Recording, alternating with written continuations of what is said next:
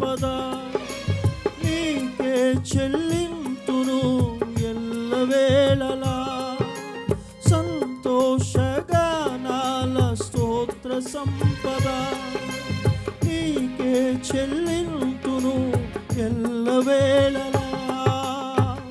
అనురాగశీలుడా అనుగ్రహపూర్ణుడా నీ గుణశీలత వర్ణింపనాతరమా. అనురాగశీలుడా అనుగ్రహపూర్ణుడా నీ గుణశీలత వర్ణింపతరమా. నా ప్రేమ ప్రపంచము నీవేనయ్యా, నీవు లేని లోకాన నేనుండలేనయ్యా. నా ప్రేమ ప్రపంచము నీవేనయ్యా, నీవు లేని లోకాన నేనుండలేనయ్యా. నా ప్రాణం నా ధ్యానం నీవేనయ్యా, నా ప్రాణం నా ధ్యానం నీవేనయ్యా. హల్లెలూయా. పరిశుద్ధ గ్రంథంలో నుంచి కీర్తనల గ్రంథము, పరిశుద్ధ గ్రంథంలో నుంచి కీర్తనలు 44వ కీర్తన, కీర్తనలు 44వ కీర్తన 17వ వచనాన్ని చదువుదాం. ఇదంతయు మా మీదికి వచ్చినను మేము నిన్ను మరువలేదు, నీ నిబంధన మీరి ద్రోహులము కాలేదు. ప్రార్థన చేసుకున్నాం. పరిశుద్ధుడా స్తోత్రములు ప్రభువా. నాయన సమయంలో నీ వాక్యము ద్వారా మీరు మాతో మాట్లాడి మమ్మల్ని అందరినీ బలపరచమని యేసు నామములో అడుగుచున్నాను తండ్రి, ఆమేన్. హల్లెలూయా, హల్లెలూయా. అందరూ దయచేసి దేవుని మాటలు వినండి. ఈ చదువుకున్నటువంటి వాక్య భాగము కీర్తనల గ్రంథము. చెప్పాలి ఏంటి? కీర్తనల గ్రంథము. ఈ కీర్తనల గ్రంథము బైబిల్లో అత్యంత ఎక్కువ అధ్యాయాలు కలిగినటువంటి పుస్తకం. ఎన్ని అధ్యాయాలు ఉన్నాయమ్మా? 150 అధ్యాయాలు ఉన్నాయి. ఈ కీర్తనల్ని 5 భాగాలుగా విభజించారు. ఎన్ని భాగాలు? 5. ప్రథమ స్కందము, ద్వితీయ స్కందము, తృతీయ స్కందము అని 5 భాగాలుగా ఈ కీర్తనలను విభజించారు. బైబిల్లో ఇంకో విశిష్టత ఏంటి అంటే, పేజీలన్నీ లెక్క పెట్టేస్తే మధ్య పేజీ ఈ కీర్తనల గ్రంథంలోనే వచ్చింది. ఇంటికి వెళ్ళి లెక్కేసి అదేంటో ఒకసారి చూడండి. మీరు బైబిల్లో ఎన్ని పేజీలు ఉన్నాయి మొత్తం, కొత్త నిబంధన పాత నిబంధన కలిపి లెక్కపెట్టి సెంటర్ పేజీ ఏటో చూసి అది ఎక్కడొచ్చిందో చెప్పండి. అది ఈ కీర్తనల గ్రంథంలోనే ఏం చేసింది? వచ్చింది. ఈ కీర్తనల గ్రంథంలో మరొక విశిష్టత ఏంటి అంటే, అత్యంత పెద్ద అధ్యాయము కూడా ఈ కీర్తనల గ్రంథంలోనే ఉంది. ఎన్నో కీర్తనది? 119వ కీర్తన. ఇంకో గొప్పతనం ఏంటి అంటే, అత్యంత చిన్న కీర్తన కూడా ఎక్కడుంది? ఈ కీర్తనల గ్రంథంలోనే ఉంది. ఇట్లాగా మనం బైబిల్లో ఈ కీర్తనల గ్రంథంలో ఎన్నో విషయాలు దేవుడు పొందుపరిచాడు. ఈ కీర్తనలని చాలామంది భక్తులు రాశారు. దావీదు, సొలొమోను, కోరాహు కుమారులు, మోషే, ఆసాపు, ఇలాగా ఎంతోమంది భక్తులు, అమ్మా ఇటు వినాలి, ఎంతోమంది భక్తులు ఈ కీర్తనలు రాశారు. అయితే ఎక్కువ కీర్తనలు దావీదు రచించటాన్ని బట్టి దీనికి ఏమని పేరు వచ్చింది అంటే, దావీదు కీర్తనలు అనే పేరేం చేసింది, వచ్చింది. వింటున్నారా? ఏ పేరు వచ్చింది? దావీదు కీర్తనలు అనే పేరేం చేసింది, వచ్చింది. ఈరోజు మనం చదువుకున్నటువంటి వాక్యము 44వ అధ్యాయము. ఎన్నో అధ్యాయము? 44వ అధ్యాయం.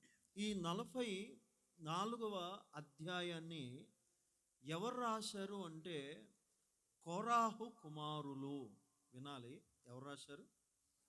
కోరాహు కుమారులు. దేవునికి ఒకసారి స్తుతి చెప్పండి. హల్లెలూయా, హల్లెలూయా, హల్లెలూయా, హల్లెలూయా.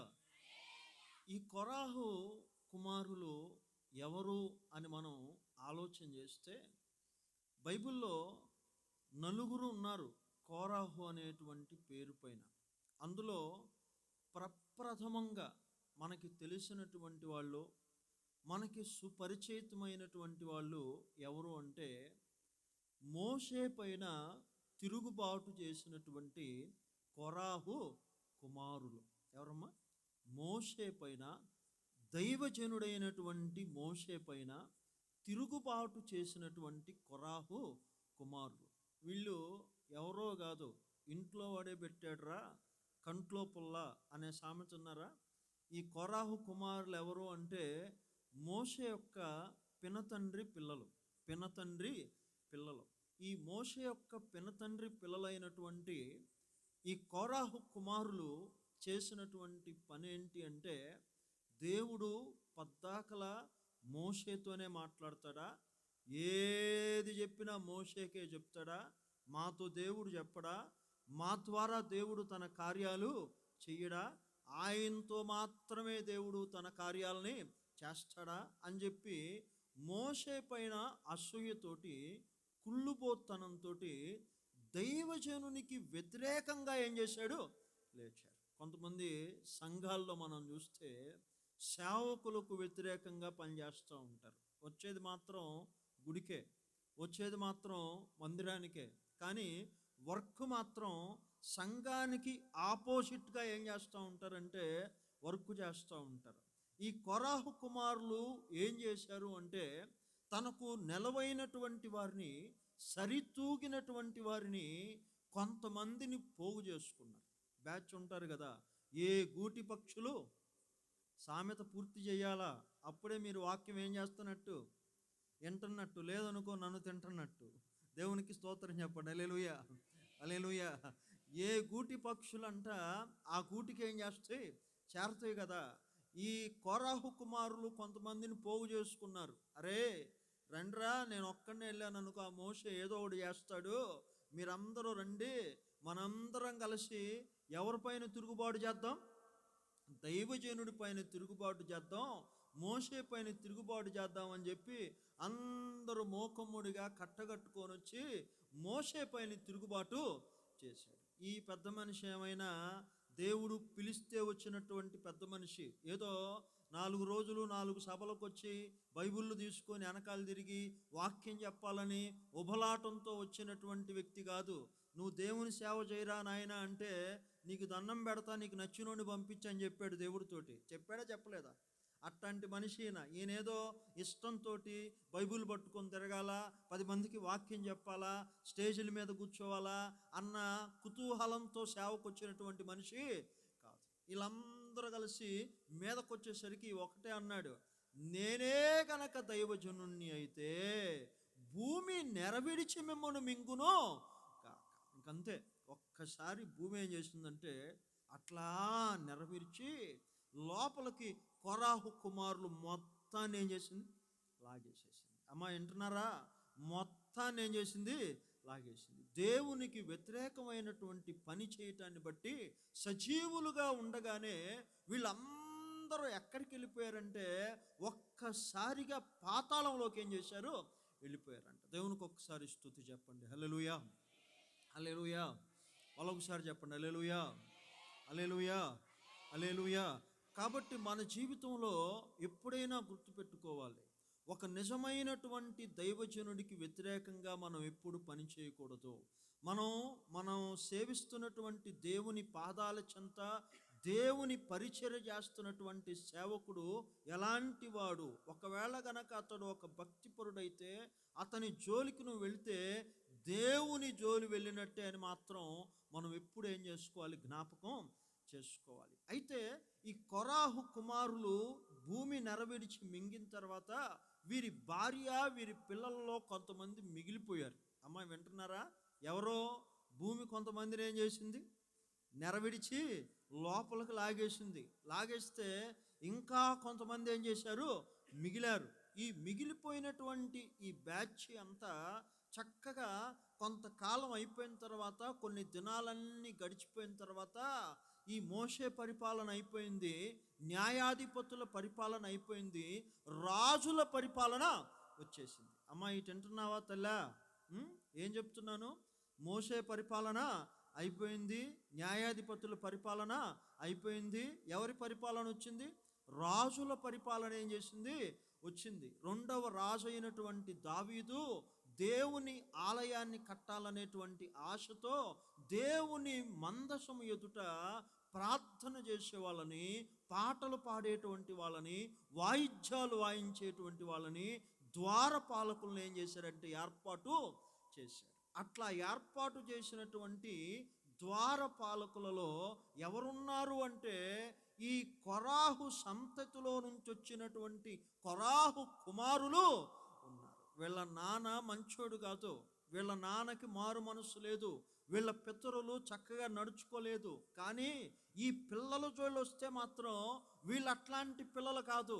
వీళ్ళు ఎట్లాంటి పిల్లలుగా మారారు అంటే దావీదు దేవుని మందసాన్ని ఆ ప్రాంతంలో అభిషేకిస్తున్నటువంటి సమయంలో దేవాలయములో ద్వారపాలకులుగా ఉన్నారు, పాఠకులుగా ఉన్నారు, వాయిద్యకులుగా ఉన్నారు. ఈ కోరాహు కుమారులు దేవాలయంలో దేవుని పని చేస్తా, పాటలు పాడతా దేవుని నామాన్ని ఏం చేస్తున్నారు? మహిమపరుస్తున్నారు. అలా మహిమపరుస్తూ దేవుని సన్నిధిలో వీళ్ళు ఏం చేస్తున్నారంటే గడుపుతూ ఉన్నారు. దేవునికి ఒకసారి స్తుతి చెప్పండి, ఇంకొకసారి చెప్పండి. మీ అందరికీ ఒక సామెత తెలుసు, పండిత పుత్ర పరమ సొంట అని. దీనికి వ్యతిరేకం. వాళ్ళ నాన్న పాడైపోయాడు, కానీ ఈ పిల్లలు అట్లాంటి పిల్లలు కాదు. దేవునికి వ్యతిరేకమైనటువంటి పనులు చేసేటువంటి పిల్లలు కాదు. వీళ్ళు ఎట్లాంటి పిల్లలు అంటే దేవుని ఆలయంలో పరిచర్య చేసే పిల్లలు. వీళ్ళు దేవుని ఆలయములో పాటలు పాడేటువంటి పాఠకులు. దేవునికి ఒకసారి స్తుతి చెప్పండి. ఈరోజు నా ప్రశ్న, మీ పిల్లలు ఎట్లా ఉన్నారో ఒకసారి ఆలోచన చేయండి. బైబిల్లో మీరు ఆలోచన చేస్తే ఎంతోమంది భక్తిపరులైనటువంటి పిల్లలు, భక్తిపరులైనటువంటి తల్లిదండ్రుల పిల్లలు భక్తిపరులుగా లేరు. బైబిల్లో మీరు చూస్తే దైవజనుడైనటువంటి ఏలి ప్రార్థన చేస్తే దేవుడు హన్నా గర్భాన్ని ఏం చేశాడు? తెరిచాడు. అమ్మ వింటున్నావా? ఎవరి గర్భాన్ని తెరిచాడు? హన్నా గర్భాన్ని తెరిచాడు. ఆయన ఒక యాజకుడు, ఆయన ఒక దైవజనుడు. అయితే అలాంటి దైవజనుడైనటువంటి ఏలీ పిల్లలు ఎట్లా ఉన్నారంటే దేవుని మందిరానికి వస్తున్నటువంటి స్త్రీలతోటి వ్యభిచారం చేస్తున్నారంట. వింటున్నారా? ఎక్కడా? దేవుని మందిరానికి వస్తున్నటువంటి పరిచారకులతోటి, స్త్రీలతోటి వ్యభిచరిస్తున్నాడంట. ఈయనేమో దైవజనుడు, ఆయన పిల్లలేమో భ్రష్టులు. దేవునికి స్తోత్రం చెప్పండి, హల్లెలూయా. సమూయేలు పిల్లల్ని కనుక మీరు ఆలోచన చేస్తే సమూయేలు ఎంత భక్తిపరుడు. సమూయేలుతోటి దేవుడు మాట్లాడాడు. యెహోవా ప్రత్యక్షత కొంతకాలం ఆగిపోతే మొట్టమొదటిసారిగా మరలా యెహోవా సమూయేలుకు ప్రత్యక్షమయ్యి సమూయేలుతో దేవుడు మాట్లాడాడు. కానీ సమూయేలు పిల్లలు ఎట్లా అయ్యారో తెలుసా? లంచగొండులంట. ఎట్లాంటి వాళ్ళు? లంచగొండులు. క్రైస్తవ పిల్లలు, దేవుని నామంలో పనిచేసేటువంటి పిల్లలు, మీ ఉద్యోగాలలో, మీ వ్యాపారాలలో మీరు ఎట్లా ఉండకూడదంటే లంచగొండులాగా మీరేం చేయకూడదు? ఉండకూడదు. దేవునికి స్తుతి చెప్పండి. మరొకసారి చెప్పండి, ఇంకోసారి చెప్పండి. స్తోత్రం, హల్లెలూయా, హల్లెలూయా. ఏలీ పిల్లలు వ్యభిచారులుగా ఉన్నారు. సమూయేలు పిల్లలు ఎట్లా ఉన్నారు అంటే విగ్రహారాధికులాగా ఉన్నాడు. మనందరికీ రాజు అయినటువంటి హిజ్కియా బాగా తెలుసు. ఎంతమందికి తెలుసు? మనందరికీ తెలుసు. ఆయనకి రోగం వచ్చినప్పుడు గోడ తట్టుకు తిరిగి ప్రార్థన చేస్తే దేవుడు అతనికి 15 సంవత్సరాల ఆయుష్ని ఏం చేశాడు? ఇచ్చాడు. ఆయనతో దేవుడు చెప్పాడు, హిజ్కియా, నువ్వు మరణమైపోబోతున్నావు, నువ్వు చచ్చిపోబోతున్నావు, నీవు చనిపోయేలోపు నీ ఇంటిని కట్టుకో అని చెప్పాడు. కట్టుకున్నాడా? తెలుసా? హిజ్కియా కుమారుడు ఎంత దౌర్భాగ్యమైన జీవితాన్ని జీవించాడో, ఎంత విగ్రహారాధన చేశాడో తెలుసా? ఇశ్రాయేలీల దేశాన్ని పాడైపోయేటట్టుగా ఏం చేశాడు? ఈ రాత్రి దేవుని పాదాల చెంతకు బైబిల్ తీసుకొని వస్తున్నటువంటి స్త్రీలారా, పురుషులారా, పెద్దలారా, పిల్లలారా, నీవు నీ భక్తి నీ పిల్లలలో ఉందా లేదా ఒకసారి పరిశీలించు. నీతో పాటు నీ పిల్లలు ఎక్కడున్నారా? నీతో పాటు నీ కుటుంబం ఎక్కడుందా? నువ్వు దేవుని పాదాల చెంత కూర్చుంటే ఇంట్లో టీవీ ముందు కూర్చోబెట్టి వచ్చావా? నువ్వు ఎంతమంది కూర్చోబెట్టి వచ్చారు? ఫోన్ చేతిలో పెడుతుంది ఈరోజు తల్లి. చిన్నపిల్లలు ఆడుకుంటూ ఉంటే వాడి చేతిలో ఫోన్ పెట్టి, నానా బుజ్జి కన్నా నువ్వు ఆడుకోరా, చెడిపోరా అని చెప్పి ప్రోత్సహిస్తుంది. ఈరోజు నువ్వు భక్తి చేష్టం మొదలు పెడితే, యేసు క్రీస్తు నామం పేరిట మనవి చేస్తున్నాను, నీ భక్తి నీ పిల్లలకి ఏం చేయాలి? రావాలి. నీ భక్తి నీ బిడ్డలకి ఏం చేయాలి? రావాలి. బైబిల్లో ఎంతో మంది గొప్ప మేధావులు వాళ్ళ పిల్లలను దేవునిలో పెంచే విషయంలో, వాళ్ళ బిడ్డలను దేవునిలో కట్టేటువంటి విషయంలో ఓడిపోయినట్టుగా దేవుని వాక్యం సెలవిస్తుంది. అయితే ఈ కొరాహు కుమారులు అట్లాంటి వాళ్ళు కాదు. వీళ్ళ తండ్రి దేవునికి వ్యతిరేకమైనటువంటి పనులు చేసిన వీళ్ళ తర్వాత సంతానము ఎక్కడ గడిపింది అంటే యేసుక్రీస్తు పాదాల చెంత గడిపింది. దేవునికి ఒకసారి స్తుతి చెప్పు, మరొకసారి స్తుతి చెప్పు, ఇంకొకసారి స్తుతి చెప్పు. భలే చెప్తున్నావు, ఇంకొకసారి చెప్పు. హల్లెలూయా, హల్లెలూయా. సరే, ఇటనండి, ఈ కొరాహు కుమారులు ఇట్లాంటి భక్తి పరులుగా ఉన్న తర్వాత దేవుని సేవ చేసుకుంటూ, దేవుని మందిరంలో పాటలు పాడుకుంటూ, దేవుని పరిచర్య చేసుకుంటూ ఉన్నటువంటి సమయంలో చాలా దినములు గడిచిపోయిన తర్వాత, అమ్మాయి తింటున్నారా? చాలా దినములు గడిచిపోయిన తర్వాత ఇశ్రాయేలీల రాజులు, యూదా రాజులు దేవునికి వ్యతిరేకమైనటువంటి పనులు ఏం చేశారు? దేవునికి వ్యతిరేకమైనటువంటి పనులు చేయటాన్ని బట్టి, దేవునికి ఇష్టం లేని పనులు చేయటాన్ని బట్టి దేవుడు వీళ్ళని ఎవరి చేతికి అప్పగించాడంటే బబులోను రాజు చేతికి ఏం చేశాడు? అప్పగించాడు. నువ్వు కూడా జాగ్రత్తగా ఉండు, నేనైనా జాగ్రత్తగా ఉండాలి. మనం ఎప్పుడైతే దేవునికి వ్యతిరేకమైన పనులు చేస్తామో, దేవునికి అయిష్టమైనటువంటి పనులు చేస్తామో, దేవునికి ఇష్టం లేని పనులు చేస్తామో, మనల్ని శత్రువుల చేతికి దుష్టుడు అప్పగించుకుంటాడు. దుష్టుడు శత్రువు చేతికి ఏం చేస్తాడు? లాక్కుంటాడు. దేవునికి ఒకసారి స్తుతి చెప్పండి. హల్లెలూయా, హల్లెలూయా. బబులోను రాజు వచ్చి దేవాలయాన్ని మొత్తాన్ని పడేసేసి ఇశ్రాయేలీల ప్రజలందరినీ ఎత్తుకొని పోయి, కొరాహు కుమారులందరినీ ఎత్తుకొని పోతే, దేవాలయం అంతా పాడైపోతే, పడిపోతే, ఆ పడిపోయినటువంటి దేవాలయాన్ని చూసుకుంటూ, వాళ్ళకు కలిగినటువంటి బాధను చూసుకుంటూ దేవునికి ఇలా పాట పాడుతున్నారు. ఎప్పుడు చదవండి ఆ పాట, మీకు అర్థమైతే. 17వ వచనంలో, ఇదంతయు మా మీదకు వచ్చినను మేము నిన్ను మరువలేదు. దేవునికి ఒకసారి స్తోత్రం చెప్తాం. హల్లెలూయా. మరొకసారి చెప్పు, హల్లెలూయా, హల్లెలూయా. అయ్యా, శత్రువు మా మీదకి ఏం చేశాడు? వచ్చాడు. మా దేవాలయాన్ని మొత్తాన్ని పడేశాడు. మా రాజులందరినీ చెరపట్టుకొని తీసుకొని పోయారు. మాలో యవనస్తుల్ని పట్టుకొని పోయారు. మాలో అందమైనటువంటి మా భార్యలను మా దగ్గర నుంచి బలవంతంగా తీసుకొని వెళ్ళిపోయారు. మా దేశము మాకు లేదు, మా ఇల్లు మాకు లేదు, మా కుటుంబము మాకు లేదు.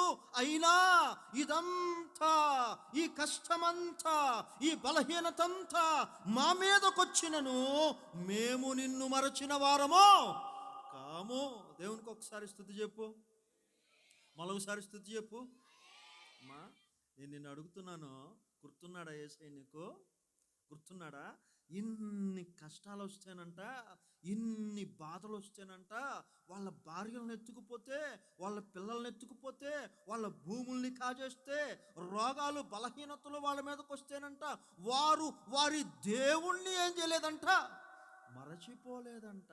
దేవునికి స్తోత్రం చెప్పండి. హల్లెలూయా. బైబిల్లో ఒక ఆమె ఉంది, యోబు గారి భార్య. ఏం పేరమ్మా? చెప్పరు, ఉంటాయి కదా చెబుతాను. దేవునికి స్తోత్రం చెప్పండి. హల్లెలూయా, హల్లెలూయా. యోబు గారి భార్య. మనందరికీ తెలుసు ఈమె చేసినటువంటి పనేంటి? ఒకటే చెప్పింది. ఆయనకు వచ్చినటువంటి శ్రమను చూసి, ఆయనకు వచ్చినటువంటి కష్టాన్ని చూసి, ఆయనకు వచ్చినటువంటి బాధను చూసి, ఆయనకు వచ్చినటువంటి ఇబ్బందిని చూసి, అయ్యా నువ్వు దేవుణ్ణి దూషించి, నిందించి, అవహేళన చేసి ఏమైపో, పెద్దగా చెప్పు, మన భాషలో చెప్పు, సావరాదా అనింది. దేవునికి స్తోత్రం చెబుదాం. హల్లెలూయా. ఎందుకు ఇంగ్లీష్లో చెబుతావు? గ్రాంధిక భాషలో, మన భాషలో చెప్పు. మనం కూడా అంటూ ఉంటాంగా, వీడు సత్తే పోయిద్దిరా, వీడు బతికిది ఏమి లాభం రా అని. కష్టం వచ్చేసరికి దేవుణ్ణి ఏం చేసింది? మర్చిపోయింది. ఈరోజు ఈ రాత్రి యేసు క్రీస్తు నామం పేరిట దేవుని పాదాల చెంత చేరిన మీ అందరికీ ప్రకటిస్తున్నాను, ఈరోజు నువ్వు దేవుణ్ణి మరచిపోయావా? జ్ఞాపకం చేసుకున్నావా? దేవుడు నీకు ఈ రాత్రి గుర్తున్నాడా? గుర్తులేడా? దేవుని క్రైస్తవ సంఘములో కొంతమంది మనుషులు వారు మర్చిపోయినటువంటి కొన్ని విషయాలను దేవుని వాక్యంలో నుంచి నేను మీకు జ్ఞాపకం చేస్తాను. చదవండి, పరిశుద్ధ గ్రంథంలో నుంచి ద్వితీయోపదేశ కాండము 4వ అధ్యాయము 23వ వచనాన్ని చదువుదాం. ద్వితీయోపదేశ కాండము 4వ అధ్యాయము 23వ వచనాన్ని చదువుదాం. అమ్మ లేదా? నీ దేవుడైన యెహోవా నీకు ఏర్పరచిన నిబంధనను మరచి, నీ దేవుడైన యెహోవా ఆజ్ఞాపించినట్లు. దేవునికి స్తోత్రం చెప్దాం. హల్లెలూయా. అమ్మ అందరూ ఒకసారి మీ 2 చేతులు పైకెత్తి స్తుతించండి. నేనన్న మీరు చెప్పండి, వెనకాల ఉన్నోళ్ళు చెప్పండి. దేవునికి స్తోత్రం చెప్పండి. హల్లెలూయా. ఈ కొరాహు కుమారుల కంట ఎంత వాళ్ళ మీదకి వచ్చినా వాళ్ళు దేవునిని మరచిపోలేదంట. ఈ ద్వితీయోపదేశ కాండములో దేవుడు ఒక చక్కని మాట చెప్తున్నాడు. ఏంటి ఆ మాట అంటే, మీలో కొంతమంది నాతో చేసినటువంటి నిబంధన మర్చిపోయారు. అమ్మా వింటున్నావా? ఏం మర్చిపోయావంట? ఏం మర్చిపోయావు? నిబంధన అంటే దేవునితో నువ్వు చేసినటువంటి ఒప్పందం, దేవునితో నువ్వు చేసినటువంటి ఒడంబడిక. నాకు తెలిసినటువంటి ఒక ఆమె పాపం ఇట్లాగే ఒక ప్రసంగం వింటుందంట. ఉజ్జీవించబడింది, మామూలు ఉజ్జీవం కాదు. ఆ రోజు ప్రసంగం ఏంటి అంటే, లోకానుసారమైన జీవితాన్ని తీసేసేయండి, బంగారాన్ని తీసేసేయండి, వెలగలిగినటువంటి వస్త్రాలను తీసేసేయండి, జడలతోనైనను ముత్యములతోనైనను మిమ్మల్ని మీరేం చేయొద్దు, అలంకరించుకోవద్దు అని దైవజనుడు ఒక అద్భుతమైనటువంటి ప్రసంగం చేస్తే అమ్మాయి బోకుశాలుగా కదిలించబడిందంట. మామూలు కూడా కాదు. దేవునికి స్తోత్రం చెబుదాం. హల్లెలూయా.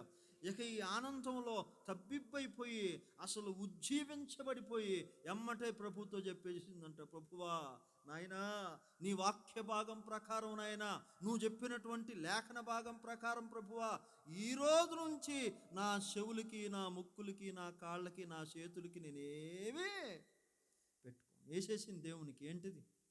నిబంధన. దేవునికి స్తోత్రం చెబుదాం. హల్లెలూయా, హల్లెలూయా. ఉన్నది ఉండక దేవునితో మొక్కుబడి చేసుకుంది, ఉన్నది ప్రశాంతంగా ఉండక దేవునికి మాట ఇచ్చేసింది. ఏమని మాట ఇచ్చేసింది అంటే, ఇక నేను ఏమీ పెట్టుకోను, ఇవన్నీ నాకొద్దు, నాకు లోక అలంకారం నాకొద్దు, లోకస్తులు అలంకరించుకున్నట్టుగా నేను అలంకరించుకోను, చక్కగా ఆత్మీయంగా భక్తిగా నేను ఉంటానని చెప్పి దేవునితో నిబంధన చేసుకుంది, దేవునితో ఒడంబడిక చేసుకుంది. ఇక ఎంత బాగుందంటే అంత బాగుంది. పాస్టర్ గారికి ఆనందం అయిపోయింది, దేవునికైతే పరమానందం అయిపోయింది. పరలోకంలో దేవదూతలు డాన్స్ కూడా వేసింది. దేవునికి స్తోత్రం చెప్పండి. హల్లెలూయా, హల్లెలూయా. ఎందుకంటే అట్లాంటి నిబంధన ఏం చేసింది? చేసేసింది. ఇక ఈ నిబంధన అయిపోయిన తర్వాత ఒక 6 నెలలు 3 నెలలు గట్టిగా మామూలు గట్టి కాదు, అస్సలు ఏమో నిష్ఠ చూస్తుంటే అగ్ని కూడా ఆరిపోతుంది, అట్టుంది. దేవునికి స్తోత్రం చెప్పండి. హల్లెలూయా, హల్లెలూయా. ఈ రకమైనటువంటి నిష్ఠ చేసుకుంటా ముందుకెళ్తున్న సమయంలోనంట ఒకరోజు ఎవరో బంధువులు పెళ్ళికి ఏం చేశారు? పిలిచారు. ఎవరో బంధువులు, తన బంధువులు ఉంటారు కదా, పెళ్ళికి పిలిచారు. పెళ్ళికి పిలిచేస్తే ఆ అక్క, ఈ అక్క, ఆ చెల్లి, ఈ చెల్లి మామూలుగా అలంకరించుకోవాలి. ఆ కప్పులు, ఈ కప్పులు, మేకప్పులు మామూలుగా లేదంతా వ్యవహారం. దేవునికి స్తోత్రం చూద్దాం. హల్లెలూయా, హల్లెలూయా.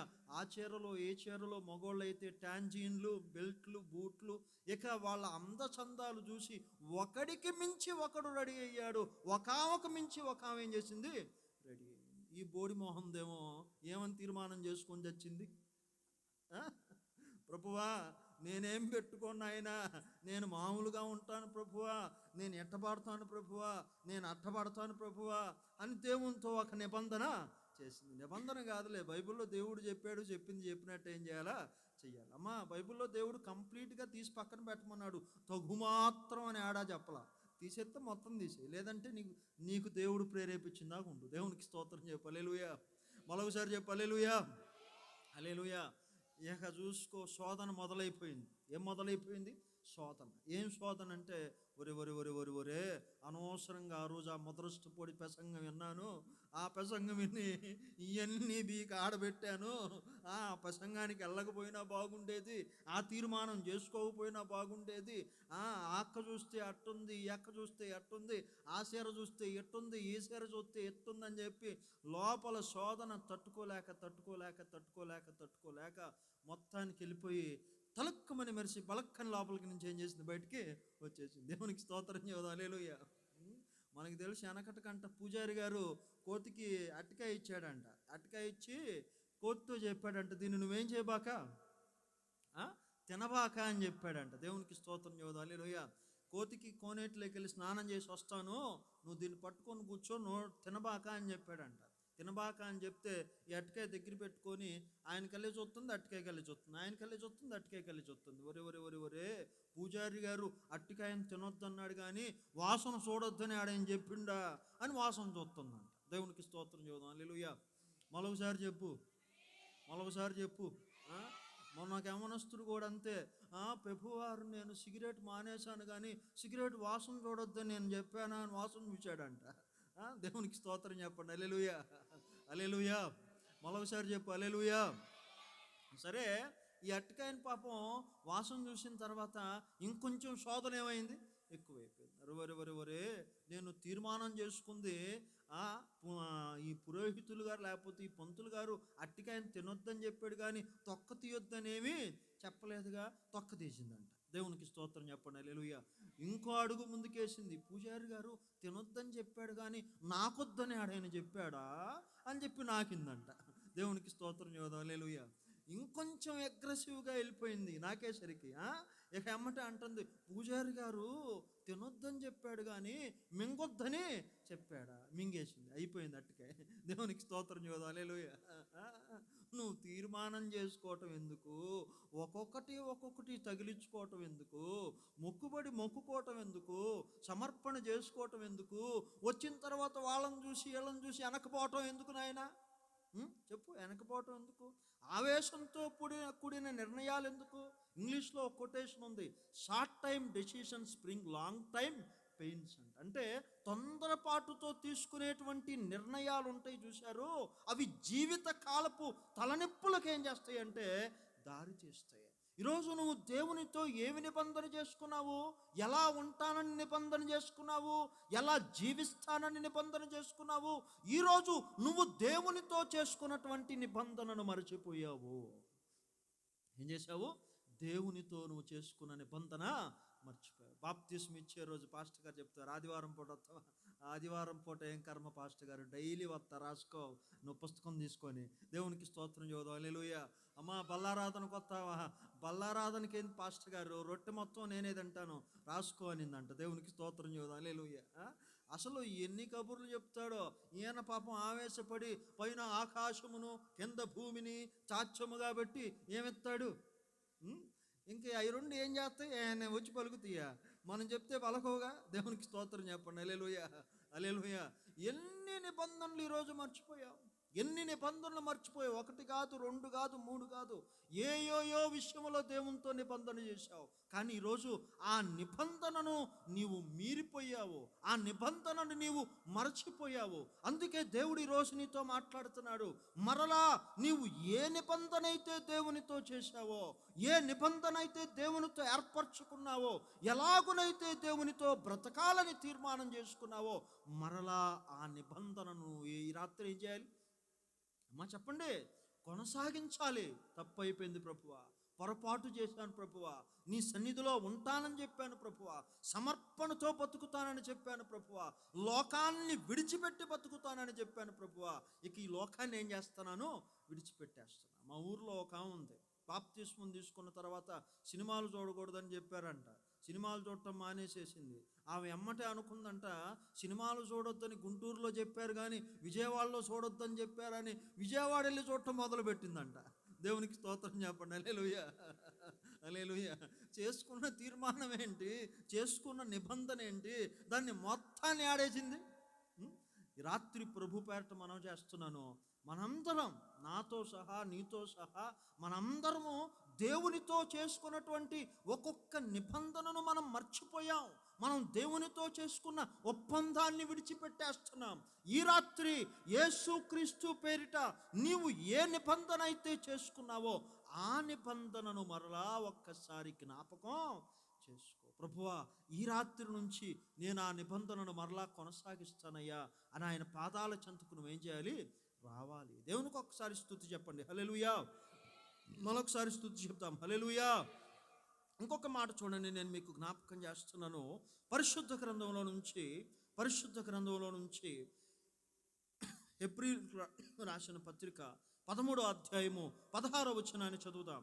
హెబ్రీయులకు రాసినటువంటి పత్రిక 13వ అధ్యాయము 16వ వచనాన్ని చదువుదాం. కింద పెట్టండి. 13వ అధ్యాయము 16వ వచనాన్ని చదువుదాం. అమ్మ లేదా అమ్మ? ఉపకారమును ధర్మమును చేయ మరచిపోకుడి, అట్టి యాగములు దేవునికి ఇష్టమైనవి. దేవునికి స్తోత్రం చెప్తాం. హల్లెలూయా, హల్లెలూయా. ఈ చదువుకున్నటువంటి వాక్యంలో దేవుడు మనతో మాట్లాడుతున్నటువంటి మాట మనం మర్చిపోకూడనిది ఏంటి అంటే, ఉపకారమును ధర్మమును చేయుట ఏం చేయొద్దు? మర్చిపోవద్దు. మరొకసారి చెప్పండి. ఉపకారము ధర్మం. మరొకసారి, ఉపకారము ధర్మం. మనం ఏమి మర్చిపోకూడదు, ఎలా మర్చిపోకూడదు అంటే, ఉపకారము చేయటము, ధర్మము చేయటము మనం ఎప్పుడు ఎట్లా ఉండకూడదంటే, మరచిపోయేటువంటి వాళ్ళంగా ఏం చేయకూడదు? ఉండకూడదు. ఈరోజు మనలో చాలామంది ఉపకారికి ఉపకారం ఏం చేస్తున్నారు? అంటే మనకి ఎవడైనా మేలు చేస్తే, మన ఎవరికైనా సహాయం చేస్తే, మన ఎవరైనా ఆదుకుంటే వాడికి మనం సహాయం చేస్తాం తప్ప బయటోడికి ఎవడికి మనం పొరపాటును కూడా ఎలాంటి సహాయమో చేయం. ఈరోజు దేవుని నామం పేరిట మనం చేస్తున్నాను, నీవు ప్రభు పాదాల చెంత, దేవుని పాదాల చెంత ఉపకారము చేయటము, ధర్మము చేయటం ఏం చేయాలి? నేర్చుకోవాలి. ఈరోజు మిమ్మల్ని ఒక ప్రశ్న అడుగుతాను. అమ్మ, ఈ నెలంతట్లో, నెల రోజులు, ఇది ఆగస్ట్ అయిపోయింది, ఏ నెల ఇది? సెప్టెంబర్. బాగా వచ్చి మీకు నెలలో, ఈ సెప్టెంబర్ నెలలో ఎంతమంది ధర్మం చేశారు? అమ్మ, ధర్మం ఎవరు రారా మీ ఊర్లో ముష్టోళ్ళు? అమ్మ, అంటే ఎవరైనా అడుక్కునే వాళ్ళు ఎవరైనా వస్తారా? లేకపోతే ఎవరికైనా ఏదైనా సహాయం చేశారా? ఓయమ్మ, ఒక్క చేయి కూడా లేకోలేదు ఏంద్రా నాయన. దేవునికి స్తోత్రం చెప్పండి. హల్లెలూయా. మా గుంటూరులో వాళ్ళు ఏం చేస్తారంటే, మా సంఘస్థులు ఏ ప్రశ్న అయినా అడుగు, నా కళ్ళే అటు చూస్తారంతే. నేను అర్థం చేసుకోవాలి వాళ్ళని. దేవునికి స్తోత్రం చెప్పండి. హల్లెలూయా, హల్లెలూయా. మనం దేవునికి ఎవరికైనా పేదవాళ్ళకు సహాయం చేస్తే, మన పొరుగు వారికి సహాయం చేస్తే ఎవరికి ధర్మం చేసినట్టు అంటే, దేవాతి దేవునికి ఉపకారము చేసినట్టు. ఒకసారి అంట ఒక ఆయన వాళ్ళ అబ్బాయికి ఒక 20 రూపాయలు ఇచ్చాడంట. ఇది ఇంతలే, ఒక అబ్బాయికి ఎంత ఇచ్చాడు? వాళ్ళ అబ్బాయికి 20 రూపాయలు ఇచ్చాడంట. 20 రూపాయలు చేతిలో పెట్టి, నాన్న కొనుక్కోరా అని చెప్పి ఇచ్చాడంట. ఇస్తే వీడు 20 రూపాయలు తీసుకుపోయాడు. గబిక్కినే తిరిగి ఏం చేశాడు? వచ్చాడు. వీళ్ళ నాన్న అడుగుతున్నాడు, అరే ఏం చేసావురా 20 రూపాయలు బుజ్జి కన్నా అని అడిగాడు. అడిగితే డాడీ డాడీ ఒక ఆయనకి నేను వడ్డీకి ఇచ్చాను డాడీ అన్నాడు. అబ్బబ్బబ్బబ్బా, నా బంగారు కొండ, అన్నీ ఎవరి తెలివితేటలు వచ్చినాయి అమ్మ? నా తెలివితేటలు ఏం చేసినాయి? వచ్చినాయి. క్రైస్తవులకి దేవుడు డబ్బులు ఇచ్చేది వడ్డీ వ్యాపారాలు చేసుకోవడానికి కాదు. ఎందుకు ఇస్తారు అమ్మ? దేవునికి స్తోత్రం చెప్పండి. హల్లెలూయా. ఎంతమంది ఉన్నారు? మీరు చెయ్యత్తర్లే కానీ వడ్డీ వ్యాపారస్తులు ఎంతమంది ఉన్నారు ఈడ? దేవునికి స్తోత్రం చూద్దాం. హల్లెలూయా, హల్లెలూయా, హల్లెలూయా. ఒకసారి అంట ఏసన్న గారిని పిలిచారంట. ఏసన్న గారు షాప్ ఓపెన్ చేయాలి రండి ఏసన్న గారు అని. పాపం ఈయన ఆనందంతో సంతోషంతో తబ్బిబ్బైపోయి వెళ్ళాడంట షాప్ ఓపెన్ చేద్దామని. ఆ షాప్ ఏందో తెలుసా? ఏం షాపు? ఏసయ్య వైన్స్ అంట. దేవునికి స్తోత్రం చూద్దాం. హల్లెలూయా. ఏ వైన్స్? ఏసయ్య వైన్స్ అంట. హల్లెలూయా. పాపం చేయటానికి పాపంలో ప్రభు సహాయం ఏం చేయాలి? వీళ్ళకి చేయాలి. క్రైస్తవులు యేసు ప్రభు మిమ్మల్ని ఆశీర్వదించేది, లేకపోతే నన్ను ఆశీర్వదించేది, మనకు కలిగింది ఇతరులకు ఇవ్వు, లేకపోతే మెదలకుండా ఉండు. దురాశతోటి లాభము కోసం ధనాపేక్షతో వడ్డీకి ఏం చేయమాక, ఇవ్వబాక. అట్లాంటి పనులు మీరు చేస్తుంటే ఈ రాత్రి మీరు ఆపేసేయండి. ఈ రాత్రి ఆ పనులు ఏం చేయండి? ఆపేసేయండి. అతను ఎట్లాగైతే తన పాపాన్ని ఒప్పుకున్నాడో మీ పాపాన్ని కూడా ఏం చేయండి? ఒప్పుకోండి. నా బంగారు తండ్రి, నీకెన్ని తెలివితేటలు వచ్చినాయిరా, నువ్వు వడ్డీకి ఇచ్చావా నా కన్నా అని చెప్పి ఆనందపడిపోయి అడిగాడంటారే. ఎవర్రా అంత పెద్దోడు, నువ్వు వడ్డీకి ఇచ్చా అంత పెద్దోడు ఎవడరా అని అడిగాడంట. అడిగితే ఏముంది డాడీ, ఆ లైన్స్ ఎవరు అల్లాడ ఒక ఆయన కూర్చొని ఉన్నాడు చూసావు అడుక్కునేవాడు, ఆడికి ఇచ్చాను డాడీ 20 రూపాయలు అన్నాడు అంట. రే సన్నాసుడా, ఆడికి 20 రూపాయలు వస్తే మనకాడొస్తారా అన్నాడంట. దేవునికి స్తోత్రం చూద్దాం. హల్లెలూయా, హల్లెలూయా. డాడీ డాడీ, నిన్న సండే స్కూల్కి వెళ్తే సండే స్కూల్ టీచర్ నాకు వాక్యం నేర్పించింది డాడీ. బీదలను కనికరించువాడు యెహోవాకు అప్పించువాడంట డాడీ. నేను కనుక బీదవాళ్ళను కనికరిస్తే, బీదవారికి సహాయం చేస్తే, బీదవారిని ఆదుకుంటే భగవంతుడికి ఏమిచ్చినట్టు? అప్పిచ్చినట్టు డాడీ. కాబట్టి నేను యేసయ్యకి ఏం చేశాను? అప్పు ఇచ్చాను. ఈ ముదరష్టపు తండ్రి కళ్ళు తెరవబడి, అరే నాయనా, ఇన్ని రోజుల నుంచి ఈ నల్ల బైబిల్ పట్టుకొని గుడికి పోతున్నాను కానీ నా నల్ల మనసు ఏం చేయలేదు, మారలేదురా కన్నా, నువ్వైనా నయం మారు మనసు పొందావు అనుకొని జేబులో నుంచి 20 రూపాయలకి ఇంకో 20 రూపాయలు వేసి 40 రూపాయలు ఏం చేశాడు? చేతిలో పెట్టాడు. ఇలా అబ్బాయి అన్నాడంట, చూసావా డాడీ, మా దేవుడు 20 రూపాయలకి 10 నిమిషాల్లో డబల్ ఏం చేశాడు? చేశాడు. దేవునికి స్తోత్రం చెప్తాం. హల్లెలూయా, హల్లెలూయా. మనం చాలాసార్లు అనుకుంటాం పేదలకు సహాయం చేస్తే, లేని వారికి సహాయం చేస్తే మనకి ఎట్లా వచ్చింది అనుకుంటాం. అట్లాంటి మనసు తీసేసుకో. ఉపకారం చేయుట మర్చిపోకు, ధర్మం చేయుట ఏం చేయపోకు, మర్చిపోకు. నీకు కలిగిన దాంట్లో, దేవుడు నీకు ఇచ్చిన దాంట్లో ఇతరులకు సహాయం చెయ్యి, పేదవారికి సహాయము చెయ్యి. ఈరోజు అన్యులు, దేవుణ్ణి తిరగనటువంటి వాళ్ళు ఎంతోమంది వాళ్ళ కష్టార్జితములో కొంత దేవునికి ఇస్తున్నారు, కొంత అనేక మంది ప్రజలకి ఏం చేస్తున్నారంటే సహాయము చేస్తున్నారు. కాబట్టి రాత్రికాల సమయంలో ఒకవేళ నీవు కూడా ఉపకారము చేయుట, ధర్మము చేయుట మరచిపోయి ఉంటే ఈరోజే ప్రారంభించు. యేసు ప్రభు వారు ఒక ఉపమానం చెప్పాడు.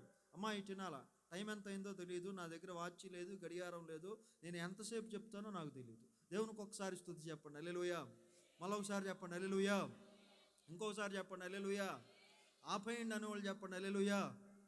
అబ్బా, మీకు వందనాలమ్మా, ఇందులోనే యథార్థంగా ఉన్నారు, ఆపేత్తనాలే తల్లే. దేవునికి స్తోత్రం చెప్తాం. హల్లెలూయా, హల్లెలూయా, హల్లెలూయా. సరే, ఆపేస్తున్నాలే, మీరు కంగారు పడబాకుండా. సరే, మనం ఈ వాక్య భాగంలో యేసు ప్రభు వారు ఒక ఉపమానం చెప్పాడు. ఏంటి ఉపమానం అంటే, ఒక మనుషుడంట యెరూషలేములో నుంచి ఎక్కడికి వెళ్తున్నాడు? యెరికో పట్టణానికి ఏం చేస్తున్నాడు? వెళ్తున్నాడు. ఎక్కడి నుంచి? యెరూషలేములో నుంచి, దేవుని పట్టణములో నుంచి. యెరికో అనగా వేశ్యలు నివసించు పట్టణము, ధనవంతులు నివసించు పట్టణము, శపితమైనటువంటి పట్టణానికి. ఏంది మైకేమంటారా? దేవునికి స్తోత్రం చెబుదాం. హల్లెలూయా. మరోసారి చెప్పండి, హల్లెలూయా. ఇంకోసారి చెప్పండి, హల్లెలూయా, హల్లెలూయా. ఈ పట్టణానికి ప్రయాణమై వెళ్తున్నారు. దేవుని సన్నిధానాన్ని విడిచిపెట్టి పాపం వైపు, వ్యభిచారులు నివసించే దాని వైపు ప్రయాణం చేసుకుంటా వెళతా ఉంటేనంట దొంగల చేతికి ఏం చేశాడు? చిక్కాడు. దొంగలు ఏం చేశారు?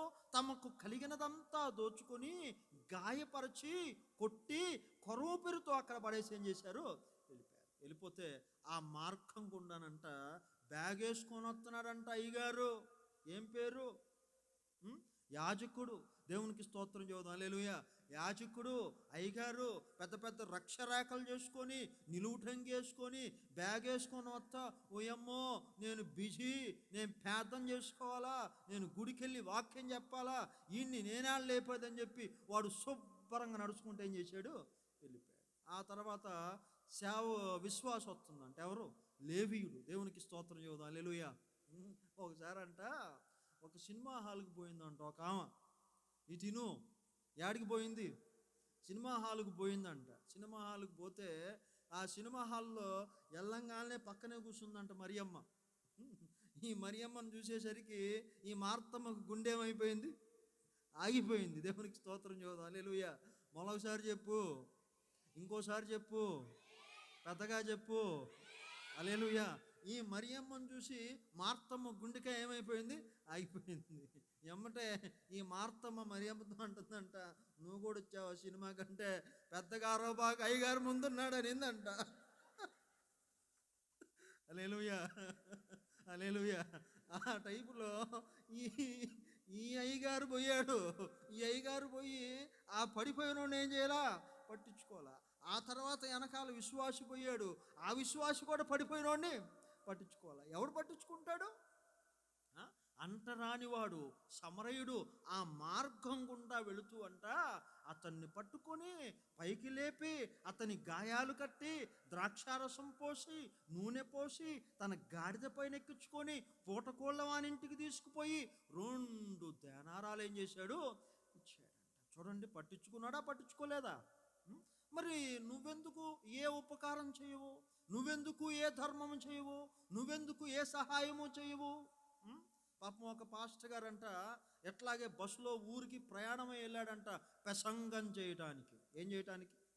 పెద్దగా చెప్పండి. ప్రసంగం చేయటానికి బయలుదేరిపోయాడంట. ప్రసంగం చేయటానికి బయలుదేరిపోతే పాపం ఏదో ఊరు నుంచి వస్తుందంట ఒక ముసలావ ఈ ప్రసంగికుడి ప్రసంగం వినటానికి. దేవునికి స్తోత్రం చెబుదాం. హల్లెలూయా.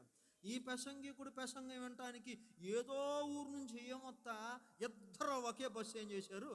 ఎక్కారు. ఇద్దరు ఒకే బస్సు ఎక్కేసరికి అయ్యగారు కుర్చీలో ఆరుజాపుకొని కూర్చొని ఉన్నాడు. దేవునికి స్తోత్రం చెప్పండి. హల్లెలూయా.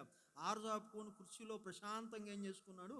కూర్చున్నాడు. ఈ ముసలామ నిలబడలేక ఊగుతా బస్సులో ఆయన కళ్ళే చూస్తా, అయ్యా కొద్దిగా లెగిసి ఆ సీటీ అయ్యా కూర్చోలేకపోతున్నాను, నేను అల్లాడ ప్రార్థనకి వెళ్తున్నానయ్యా, నాకు సీటీ అయ్యా అనిందంట. సీట్లు లేవా యాడా? నా సీటే నీకు దొరికిందా అని చెప్పి అయ్యగారు 2 మాటలు ఏం చేశాడు? అనేసేసాడు. దేవునికి స్తోత్రం చెబుదాం. హల్లెలూయా. హల్లెలూయా. అనేసేసాడు. సీట్ ఏం చేయలేదు? ఇవ్వాలి. సీట్ ఇవ్వకపోగా పాపం మీటింగ్కి వెళ్ళారంట. మీటింగ్కి వెళ్తే ఆ ముసలామ ఈ అయ్యగారి ప్రసంగం వినటానికే వస్తే దేవునికి స్తోత్రం చెబుదాం. హల్లెలూయా. హల్లెలూయా. ఎదురు కూర్చొని ఎడ చూస్తుందంట ఈ సన్న చోటు ప్రసంగం వినటానికే నేను వచ్చిందని. దేవునికి స్తోత్రం చెప్పండి. హల్లెలూయా. హల్లెలూయా. మన జీవితాల్లో చాలాసార్లు మనం ఎట్లా ఉంటాము అంటే దేవుని పేరు చెప్పుకుంటాం కానీ, బైబిల్ పెట్టుకుంటాం కానీ, సహాయం చేసే విషయంలో, ఉపకారం చేసేటువంటి విషయంలో, ధర్మం చేసేటువంటి విషయంలో మనం చాలా వెనకబడిపోయి ఉంటాం. అదే కనుక పాట పాడమని చెప్పు, స్లిప్పులు వస్తాయి. ఇప్పుడు పాడమన్నా స్లిప్పులు వస్తాయి. ఇప్పుడు మీలో ఎవరైనా సరే ఆసక్తి కలిగిన వాళ్ళు పాటలు పాడటానికి మీ స్లిప్పులు రాసిండి అన్నాం అనుకో, 250 స్లిప్పులు వస్తాయి. ఏదవ్వాలో కూడా పాస్టర్ గారికి అర్థం కాదు. ఎవడు తీగిపోయినా వాడు అలుగుతాడు. ఎక్కడాడు వాడి గుడికి వెళ్ళిపోతాడు. మీదొక్కటేనా సంఘం? ఇంకెక్కడా సంఘాలు లేవా? దేవునికి స్తోత్రం చెబుదాం. హల్లెలూయా. అలిగే విశ్వాసులు ఒకసారి స్తోత్రం చెప్పండి. ఇందాక చెప్పినట్టు హల్లెలూయా. అబ్బా, దేవునికి స్తోత్రం చెప్పండి. హల్లెలూయా. హల్లెలూయా. హల్లెలూయా. హల్లెలూయా. మరోసారి చెప్పండి అమ్మా. ఇప్పుడు ఆ ప్రభువుని స్తుతిస్తా చెప్పండి. హల్లెలూయా. హల్లెలూయా. కాబట్టి మన క్రైస్తవ జీవితంలో మన భక్తితో పాటు, మన ప్రార్థనతో పాటు, మన మీటింగ్స్తో పాటు ఈ దైవికమైన కార్యక్రమాలు ఎంతగా మనం చేస్తున్నామో దానితో పాటు ఖచ్చితంగా మనం చేయాల్సినటువంటి ఇంకొక పని ఏంటి అంటే ఉపకారము, ధర్మము, సహాయము ఏం చేయాలంటే చెయ్యటం మనం ఏం చేయాలి? నేర్చుకోవాలి. దేవునికి ఒక్కసారి స్తుతి చెప్పండి. హల్లెలూయా, హల్లెలూయా. ఇంకొక మాట చెప్పి నేను ముగించేస్తాను. చూడండి, పరిశుద్ధ గ్రంథంలో నుంచి యెషయా గ్రంథము 51వ అధ్యాయము 13వ వచనాన్ని చదువుదాం. యెషయా గ్రంథము, బాధపెట్టువాడు నాశనము చేయుటకు వాని క్రోధమును బట్టి నిత్యము భయపడుచు ఆకాశములను వ్యాపింపజేసి భూమిని పునాదులు వేసినటువంటి యెహోవాను, నీ సృష్టికర్త అయినటువంటి యెహోవాను మరచుదువా? దేవునికి స్తోత్రం చెప్తాం. హల్లెలూయా. అమ్మ ఒకసారి చెప్పండి హల్లెలూయా. మరొకసారి చెప్పండి హల్లెలూయా, హల్లెలూయా. బాధపరచు వారిని బట్టి, వారి క్రోధమును బట్టి, వారు నిన్ను పెట్టు ఇబ్బందులను బట్టి, వారు నీకు చేసేటువంటి అపాయమును బట్టి నీ దేవుడైనటువంటి యెహోవాను నీవు మరచి పోదువా?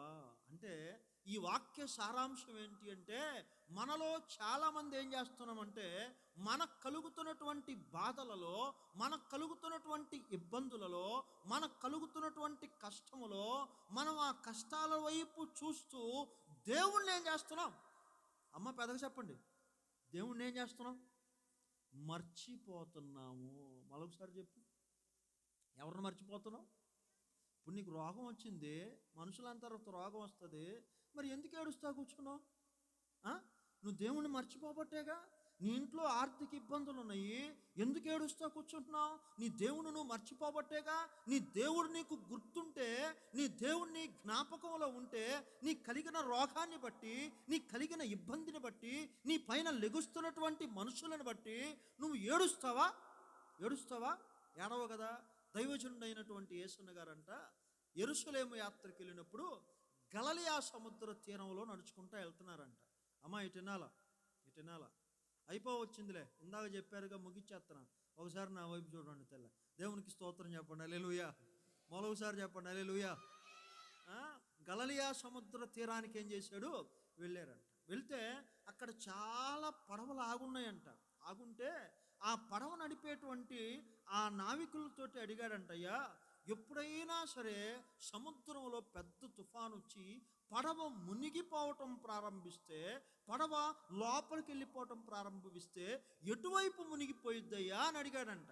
అడిగితే వెంటనే వాళ్ళు చెప్పారు, అయ్యా ఎప్పుడైనా తుఫాను వచ్చి పడవ మునిగిపోతే అమరము వైపు ఏం చేసిద్ది?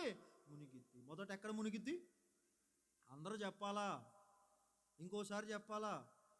ఓరు నాయన సబ్బపడిపోయారే, అయిపోయింది టైం, ఇప్పుడు అయిపోయింది, ఇందాక కాదు. దేవునికి ఒకసారి స్తోత్రం చెప్పండి హల్లెలూయా. మరొకసారి చెప్పండి హల్లెలూయా, హల్లెలూయా. అమరమ్మ వైపు ఏం చేసిద్ది? మునిగిద్ది అంట. అమరమ్మ వైపు మునిగిద్ది, తర్వాత మిగతాది ఏం చేసిద్ది?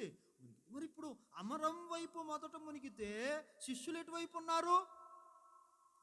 అమరం వైపు యేసు ప్రభు ఉన్నారు, అమరానికి ఎదురు శిష్యులు ఉన్నారు. అంటే ఎప్పుడైనా ప్రమాదం వస్తే, ఎప్పుడైనా కష్టం వస్తే, ఎప్పుడైనా ఇబ్బంది వస్తే, ఆ తుఫానులో మునిగిపోవలసిన పరిస్థితి వస్తే మొట్టమొదటిగా ఎవరు మునుగుతారంటే యేసు మునుగుతాడు. యేసు మునిగిన తర్వాత ఎవరు మునుగుతారో? మనం మునుగుతాం. మనకు అంతవరకు ఏమీ కాదు. నువ్వు దేవుడి కొట్టు మొహం వేసుకొని, చపాతి మొహం వేసుకొని ఎటా పెట్టుకొని తిరగబాక. యేసు ప్రభు వారు మనకి సహాయం చేస్తాడు. పెద్దగా చెప్పు చేస్తాడా చేయడా? మరి ఆయన నువ్వు మర్చిపోతావా? నీ ఇబ్బందుల్లో మర్చిపోతావా? నీ కష్టంలో మర్చిపోతావా? నీ కన్నీళ్లలో మర్చిపోతావా? ఒకవేళ నీవు అనాథమైనా సరే యేసు ప్రభు నిన్ను మర్చిపోడు. నా భార్య సాక్ష్యం ఎంతో గొప్ప సాక్ష్యం. నా భార్య తన తల్లిదండ్రులు ఇద్దరూ చనిపోతే తను చూసేవాళ్ళు లేకపోతే వాళ్ళ మావయ్య మచిలీపట్నంలో స్టెఫెన్ అనేటువంటి ఒక దైవజనుడు, ఆయనకి ఏం పేరంటే దెయ్యాల పాస్టర్ అని పేరు. ఏం పేరు? దెయ్యాల పాస్టర్. అంటే యాడ దెయ్యం పట్టినా సరాసరి ఆయన దగ్గరికి ఏం చేస్తారు, తెస్తారు. అందుకని ఆయనకి ఏమని పేరు వచ్చిందంటే దెయ్యాల పాదిరి అనే పేరు ఏం చేసింది, వచ్చింది. అమ్మా నాన్న చచ్చిపోయేసరికి ఈయన చూసేవాళ్ళు లేక, పోషించేవాళ్ళు లేక, దిక్కులేనటువంటి స్థితిలో, నిస్సహాయమైనటువంటి స్థితిలో వాళ్ళిద్దరూ, అక్క చెల్లెలిద్దరూ వాళ్ళ మామయ్య దగ్గరికి వచ్చి దేవాలయంలో పరిచయం చేసుకుంటూ, అక్కడ ఒక రేకుల షెడ్ ఉంటే ఆ రేకుల షెడ్లో ఏం చేస్తున్నారు, కొనుక్కుంటున్నారు. రోజు చాలామందికి పెళ్ళిళ్ళు ఎట్లా అవుతాయి, ఎట్లా దేవుడు కార్యం చేస్తాడు, ఉద్యోగాలు లేకపోతే ఎట్లా, చదువులు లేకపోతే ఎట్లా, మూరుడు లేకపోతే ఎట్లా, భార్యడు లేకపోతే ఎట్లా, ఇవన్నీ ఆలోచనలు తీసి దెబ్బలయ్యి. యేసయ్య మనకి ఉన్నాడా లేడా? కథకు చెప్పు, యేసయ్య ఉన్నాడా లేడా? యేసయ్య ఉన్నాడు. అమ్మా నాన్న చచ్చిపోయి దిక్కు లేక, అన్నం పెట్టేవాళ్ళు లేక, ఎట్లా బ్రతకాలో తెలియనటువంటి పరిస్థితుల్లో దేవాలయంలో అక్కడ ఒక రేకుల షెడ్లో పడుకొని ఉంటే మా నాన్న వాక్యం చెప్పడానికి వెళ్ళాడు. ఎట్లాగే సేవకులు పిలిస్తే వాక్యం చెప్పడానికి వెళ్తే మా నాన్నకి పరిచర్య చేసిందంట ఆ అమ్మాయి. అంటే సేవకులు వస్తే సేవకులకి టీ ఇవ్వటం, సేవకులు బట్టలు ఉతకటం, ఆయనకి మరి ఎంత పరిచర్య చేసిందో నాకు తెలియదు. మరి నాకు తెలియదు. 3 రోజులు మీటింగ్స్ పెట్టారు. ఆ 3 రోజుల్లో ఎంతో పరిచర్య చేసిందంట. ఎంతో పరిచర్య చేస్తే ఆయనకి ఇక నచ్చి ఎమ్మట ఇంటికి వచ్చాడు. ఇంటికి వచ్చి మా అమ్మతో చెప్పాడు, అమ్మాయి మరి మన పెద్దోడికి, మన సేవకి అవసరమైనటువంటి ఒక చక్కని అమ్మాయి దొరికింది. ఆ అమ్మాయిని తీసుకొచ్చి పెళ్లి చేద్దామని చెప్పి తీసుకొచ్చి పెళ్లి చేశారు నాకు. ఏం డబ్బులు ఉన్నాయా? అమ్మా నాన్న ఉన్నారా? చదువుకుందా? ఏంటి క్వాలిఫికేషన్ ఏంటి? దేవుని మందిరంలో పరిచర్య చేయటం. దేవుని మందిరంలో పరిచర్య చేస్తుంటే దైవజనుడు చూచి ఆ పరిచర్య నచ్చి తీసుకొచ్చి ఆయన దేవాలయంలో అనేకులకు తల్లిగా దేవుడు ఏం చేశాడు? తల్లిదండ్రులు లేనటువంటి ఆ అమ్మాయి ఇప్పుడు అనేకులకు తల్లిగా దేవుడు మార్చాడా, మార్చలేదా? మార్చాడు. ఆమెను అనేక మందికి ఆదరణగా దేవుడు ఏం చేశాడు? ఎన్నో సాక్ష్యాలు నా జీవితంలో ఉన్నాయి. ఈసారి వచ్చినప్పుడు మీకు నేను ఒక్కొక్క సాక్ష్యం చెప్తూ ఉంటాను. కాబట్టి ఈరోజు నాకు అది లేదు, ఇది లేదు అని నువ్వు బాధపడి నీ దేవుణ్ణి నువ్వేం చేయమాక, మర్చిపోబాక. నీ దేవుణ్ణి నువ్వు తక్కువేం చేయమాక, చేయబాక. ఆయనను ఒక్కసారి జ్ఞాపకం చేసుకో. నిన్ను బాధ పెట్టు వారిని బట్టి, నీ మీదకు లేచే వారిని బట్టి, నీ మీద ఇష్టం వచ్చినట్టు మాట్లాడుతున్నటువంటి మనుషులను చూచి దిగులు పడి, విచారపడి, బాధపడిపోయి, కృంగిపోయి నీ దేవుడైన యెహోవాను నువ్వేం చేయమాక, కథక చెప్పు, మరచిపోబాక. ఆయన్ను జ్ఞాపకం చేసుకోయ్, నా దేవుడు నాకు ఉన్నాడు. మీ అందరి తాట కథక చెప్పండి. ఆయన చూసుకుంటాడు. నువ్వు నా వైపు చూస్తే ఆయన నీ వైపు చూస్తాడు. ఆయన నీ వైపు ఏం చేస్తాడు? చూస్తాడు. బైబిల్లో ఎన్నో వచనాలు, ఆధారాలు ఉన్నాయి. కానీ సమయాతీతం అయిపోతుంది. నేను ముగించుకుంటూ ముందుకెళ్ళిపోతున్నాను. కాబట్టి రాత్రికాల సమయంలో కొరాహు కుమారులు ఇదంతా వాళ్ళ మీదకు సంభవించిన వారు వారి దేవుడైనటువంటి యెహోవాను ఏం చేయలేదంట, మర్చిపోలేదంట. నీవు కూడా ఈరోజు ఈ రాత్రి ఆయనను ఎట్టి పరిస్థితుల్లో పెద్దగా చెప్పండి, మరచిపోవద్దు. ఆయనతో చేసిన నిబంధనను జ్ఞాపకం చేసుకో. ఉపకారము, ధర్మం చేయటం నేర్చుకో. పద్దాకల పాటలు పాడటం, పద్దాకల వాక్యం వినటం, వచ్చి కూర్చోవటం, పోవటం, ఈ దప్ప ఏనాడు ఎడం చేత్తో కూడా ఏం తోలం. అమ్మా చెప్పు. వెనకటికంట ఒక ఆమంట అన్నం తింటా కాకొచ్చిందంట. కాకొస్తే కుడి చేత్తో ఇట్ట అనొచ్చుగా, అనట్లా. ఎందుకో తెలుసా? ఎల్లి మెతుకులు ఏడబడతాయో అని అంటుందంట. దేవునికి స్తోత్రం చెబుదాం. లేదు, కుడి చేత్తో కాకిని కూడా ఏం చేయవు. పాటలు మాత్రం పాడతావు, వాక్యం మాత్రం చదువుతావు, పెత్తనం మాత్రం, గుళ్ళో పెత్తనం అంతా నీదే. ఏది అడిగినా సరే నిన్ను అడగాల, ఎవరిని అడిగినా ఫీల్ అయ్యిద్ది. మా గుళ్ళో ఒక ఆమె ఉంది, ఎవరిని ఏమడిగినా సరే ఫీల్ అయ్యిద్ది. ఏది అడిగినా సరే గురు చూసి ఆమెనే అడగాల. ఆమె తప్ప ఎవరినైనా పొరపాటున మనం అడిగామా ఇక మనం ఏమైపోయినట్టే. యేసు ప్రభుని గొలగతా కొండ మీద చిలువేశారు, మనల్ని ఆ గుళ్ళోనే వేసేసిద్ది. దేవునికి స్తోత్రం చెప్పండి. హల్లెలూయా, హల్లెలూయా. సరే, ఈ కార్యక్రమాలు మాత్రమే కాక అప్పుడప్పుడు పేదవారికి సహాయం చేయటం, లేని వారికి సహాయం చేయటం, ఉపకారం చేయటం, ధర్మం చేయటం, మనకు కలిగిన దాంట్లో మనకి ఇతరులకు ఇవ్వటం మనం ఏం చేయాలంటే నేర్చుకోవాలి. మూడవ అనుభవం ఏంటి అంటే, ఎలాంటి పరిస్థితులు మన మీదకి వచ్చినా, ఎలాంటి కష్టము మన మీదకి వచ్చినా, ఎలాంటి ఇబ్బందులు గుండా మనం ప్రయాణం చేస్తున్నా, ఎలాంటి మనుష్యులు మన మీద లెగుస్తున్నా, మనము మన దేవుడైనటువంటి యెహోవాను ఏం చేయకూడదు? మర్చిపోకూడదు. నీ నోటితో చెప్పాలి, యేసయ్య నాకు ఉన్నాడు, నా శరీర బలహీనత నన్నేమి చేయలేదు, నా రుణభారాలు నన్నేమి చేయలేవు, నా కష్టాలు నన్నేమి చేయలేవు, యేసయ్య నాకు తోడు ఉన్నాడు. అందరూ మేము ఈ స్థలాల్లో తలలు ఉంచి ప్రార్థన చేసుకుందాం. ప్రతి ఒక్కరూ దయచేసి మేము ఈ స్థలాల్లో తలలు ఉంచి ప్రార్థన చేసుకుందాం. ప్రతి ఒక్కరూ మేము ఈ స్థలాల్లో తలలు ఉంచి ప్రార్థన చేసుకుందాం. అమ్మా, మోకరించగలిగిన వాళ్ళు మోకరించవచ్చు, ఇబ్బంది ఏం లేదు. దయచేసి మోకరించండి అమ్మా, ఒక్క నిమిషం మోకరించండి, లేదా పైకి లేచి నిలబడండి. మోకరించండి లేదా పైకి లేచి నిలబడండి. ఎవరు మౌనంగా ఉండొద్దు. ఒక్క నిమిషం ప్రార్థన చేసుకొని మనం సెలవు తీసుకుందాం. ప్రార్థన చేసుకొని సెలవు తీసుకుందాం.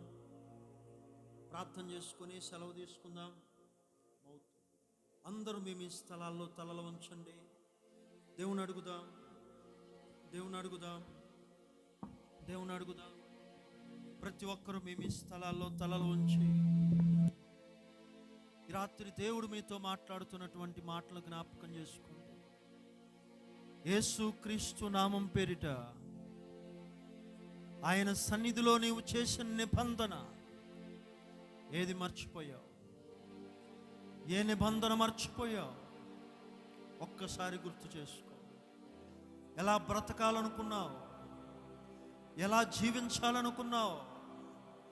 ఎలా గొప్ప కార్యాలు దేవుని సన్నిధిలో చేయాలనుకున్నావు? ఈరోజు మనుషులను బట్టి, పరిస్థితులను బట్టి నీ శరీరాన్ని జయించలేక ఒక బలహీనురాల్లాగా మినిగిపోయావు. నీ శరీరాన్ని, నిన్ను బలహీనపరిచిన మనుషులను రేపు దేవుడు లెక్కడగడు, నిన్ను మాత్రమే అడుగుతాడు లెక్క. తిరిగి మరలా నిబంధన చేసుకో దేవునితో. మరలా తిరిగి దేవునితో నిబంధన చేసుకో. ఎక్కడ పడిపోయావో అక్కడి నుంచి లే. ఏ పని ఆపేశావో ఆ పని మరలా ప్రారంభించు. ఎలా దేవునితో బ్రతకాలనుకున్నావో మండే నిప్పులాగా ఉండేదాన్ని నివురు గప్పిన బొగ్గైపోయావు. అగ్నిలాగా మండేదానివి ఈరోజు ఒక బలహీనురాల్లాగా నీవు మారిపోయావు. ఈ రాత్రి కాల సమయంలో ప్రభువా నన్ను బలపరచు నాయనా, నీతో చేసిన నిబంధనను కొనసాగించే శక్తి ఈ రాత్రి నాకు ప్రసాదించు ప్రభువా. అడుగు, దేవుని అడుగు. మౌనంగా కూర్చోవద్దు. ఉపకారము ధర్మము చేయటం మర్చిపోకండి.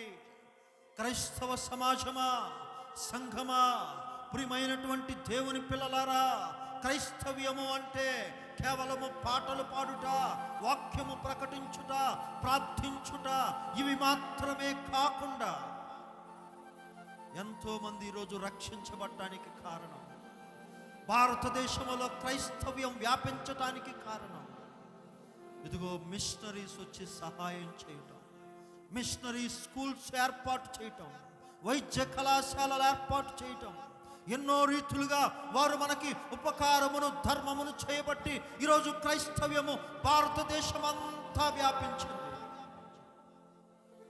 ఈరోజు నువ్వు చూచి పక్కగా వెళ్ళిపోతున్నావు. నీ సొంత తమ్ముడు బలహీనతలో ఉన్నా నువ్వు సహాయం చేయవు. నీ సొంత అక్క బలహీనురాలుగా ఉన్నా నువ్వు సహాయం చేయవు. చూసి చూడనట్టు వెళ్ళిపోతూ ఉంటావు. విననట్టు వెళ్ళిపోతూ ఉంటావు. నీ అత్తను పట్టించుకోవు, నీ కోడల్ని పట్టించుకోవు. చాలామంది తండ్రులు వాళ్ళ పిల్లల్ని కూడా పట్టించుకోరు. చాలామంది పిల్లలు వాళ్ళ తల్లిదండ్రులని పట్టించుకోరు. ఎట్లా? క్రైస్తవ్యం అంటే కేవలము భక్తి మాత్రమేనా? ఉపకారం చేసే అనుభవం క్రైస్తవులలో లేదా? దేవుణ్ణి అడుగు. రాత్రి ఏ కన్నీటితో ఎక్కడికి వచ్చావో నాకు తెలీదు. ఏ దుఃఖముతో వచ్చావో నాకు తెలియదు, ఏ శరీర బలహీనతతో వచ్చావో నాకు తెలియదు. నీ దేవుడైన యెహోవాను నువ్వు మరచిపోయావు. ఆయన లేడనుకున్నట్టుగా బాధపడుతున్నావు. ఆయన లేడేమో అన్నట్టుగా నువ్వు దిగులు పడుతున్నావు. అలా ఉండొద్దు. దేవుడు ఉన్నాడు కదా మనకి. నీ రోగాన్ని బాగు చేస్తాడు కదా. నీ భర్తను, నీ పిల్లల్ని, నీ పరిస్థితులను ఆయన మారుస్తాడు కదా. నీ కుటుంబంలో ఉన్న పేదరికమును, దరిద్రమును దేవుడు తీసివేస్తాడు కదా. నీ వ్యాపారమును దేవుడు దీవిస్తాడు కదా. ఎందుకు ఎందుకు ఎందుకు అనాలోచన? ప్రార్థన చేసుకో. వ్యక్తిగత ప్రార్థన చేసుకో. 2 నిమిషాలు, 1 నిమిషం వ్యక్తిగత ప్రార్థన చేసుకో. వ్యక్తిగత ప్రార్థన చేసుకో. హల్లెలూయా, హల్లెలూయా, హల్లెలూయా.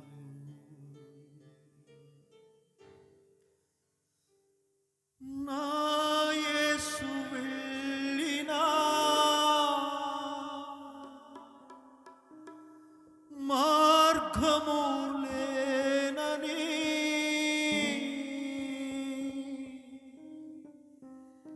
నా యేసు వెళ్ళినా మార్గము లేనని, అవమానములైనా ఆవేదనలైనా, అవమానములైనా ఆవేదనలైనా, నా యేసు కృప నుండి దూరపరచలేవని, నా యేసు కృప నుండి దూరపరచలేవని, ఆగిపోను నేను సాగిపోవుచున్నాను. ఆగిపోను నేను సాగిపోవుచున్నాను. పోరాటం, ఆత్మీయ పోరాటం, చివరి శ్వాస వరకి పోరాటం ఆగదు. ఆగిపోను నేను సాగిపోవుచున్నాను. ఆగిపోను నేను సాగిపోవుచున్నాను. నా యేసు వెళ్ళినా మార్గము లేనని, నా యేసు వెళ్ళినా మార్గము లేనని, అవమానములైనా ఆవేదనలైనా, అవమానములైనా ఆవేదనలైనా, నా యేసు కృప నుండి దూరపరచలేవని, నా యేసు కృప నుండి దూరపరచలేవని, ఆగిపోను నేను సాగిపోవుచున్నాను. ఆగిపోను నేను సాగిపోవుచున్నాను. ఆగిపోను నేను సాగిపోవుచున్నాను. ఆగిపోను నేను సాగిపోవుచున్నాను. పోరాటం, ఆత్మీయ పోరాటం, చివరి శ్వాస వరకి పోరాటం ఆగదు. ఆగిపోను నేను సాగిపోవుచున్నాను. ఆగిపోను నేను సాగిపోవుచున్నాను. ఆగిపోను నేను. అందరూ కలిసి ఆయన ఆరాధిద్దాం. అయ్యా, ఎలాంటి పరిస్థితులలోనూ, ఎలాంటి స్థితిలో ప్రభువా నేను ఆగిపోను ప్రభువా, నేను ఆగిపోను ప్రభువా, నేను సాగిపోతాను ప్రభువా. నన్ను బలపరచు నాయనా, నాకు శక్తినివ్వు నాయనా, నాకు బలమునివ్వు నాయనా. నీ పరిశుద్ధాత్మతో అయ్యా ఈ ఆరాధనలో ప్రభువా, ఈ ముగింపు కూడికలో ప్రభువా ప్రతి వారిని బలపరచండి నాయనా. ప్రతి వారిపైకి నీ పరిశుద్ధాత్మను దించండి నాయనా. నీ శక్తి చేత, నీ బలము చేత, నీ ఆత్మ చేత ప్రతి వారిపైన నాయనా మీరు పరిశుద్ధాత్మను కుమ్మరించండి ప్రభువా. అందరూ ఆయనను ఆరాధిద్దాం, అందరూ ఆయనను ఆరాధిద్దాం, అందరూ ఆయనను ఆరాధిద్దాం. స్తుతిద్దాం, స్తుతిద్దాం, స్తుతిద్దాం. చప్పట్లు కొడుతూ, చప్పట్లు కొడుతూ, అయ్యా నీ కార్యము జరిగించండి నాయన, అయ్యా నీ కార్యము జరిగించండి నాయన. హల్లెలూయా, హల్లెలూయా, హల్లెలూయా.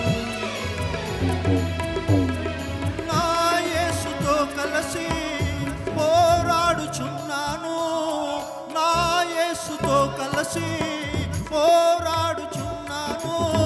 అపజయమే ఎరుగని జయశీలుడాయన, అపజయమే ఎరుగని జయశీలుడాయన. నా యేసు కొరకే సమర్పించుకున్నాను, నా యేసు కొరకే సమర్పించుకున్నాను.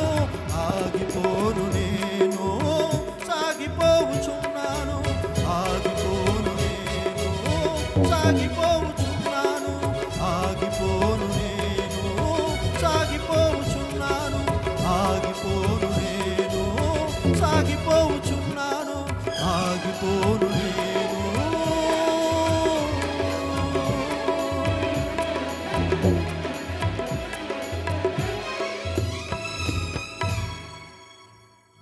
ప్రియమైన సంగమా, ఈరోజు నీ సమర్పణ ఏంటి? దైవజనుడు ఉత్తినే ఈ కూడికలు ఏర్పాటు చేయలేదు, మేమందరం ఊరకెక్కడికి రాలేదు. రాత్రి నువ్వు దీవించబడాలి, రాత్రి మొదటి శక్తిని నువ్వు పొందుకోవాలి, మొదటి బలమును నువ్వు పొందుకోవాలి, దేవుని నువ్వు జ్ఞాపకం చేసుకోవాలి. ప్రార్థన చేసుకుందాం. పరిశుద్ధుడా, పరిశుద్ధుడా, పరిశుద్ధుడా, జీవము కలిగిన దేవా, జీవాధిపతి, ఈ రాత్రికాల సమయంలో కొరాహు కుమారులు వారి జీవితంలో వారికి సంభవించిన ప్రతి దానిని వారి పితరుల వలె వారు జీవించక ప్రభువా, ఎన్ని కష్టములు ఉపద్రవములు వారికి కలిగిన వారి దేవుణ్ణి వారు మరచిన వారు కాదు ప్రభువా.